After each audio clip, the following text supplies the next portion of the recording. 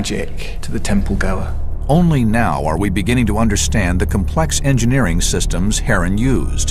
One really good example of Heron of Alexandria's work is the horse with a knife in its throat drinking while it's watched by a cherub-type being. It was one of the most famous and celebrated machines and was known as number 78. It was an altarpiece used by the priests to show the worshippers that the gods were present. It is so complicated that it's baffled engineers and scientists even today.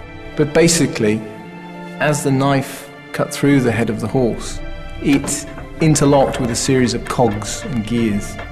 You have to imagine the actual head being connected to the body via a pipe, but this was a telescopic pipe.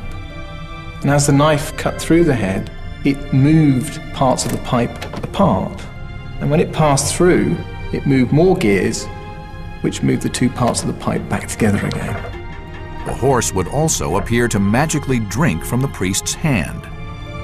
The cherub looks at the horse angrily and it does nothing. And then when the cherub is turned around by a person, the horse begins to drink.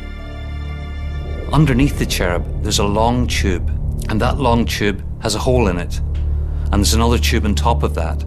So when you turn the cherub around, it exposes the hole, and water pours out through the cherub and down into a vat underneath. And the force of that water sucks air out of the horse's mouth and drags the water out of the cup, and it looks as if it's drinking. Heron's machine would be placed on the altar by the priest. By using its complex technology, the automated machine would create a powerful and awe-inspiring illusion that the gods had acted, that they had performed the impossible. We shouldn't really be surprised at the presence of magic or technical trickery within religious context. These temples are powerful and wealthy institutions. The priests wish to maintain their position, and anything that will maintain or preferably enhance their position is something they'll go for.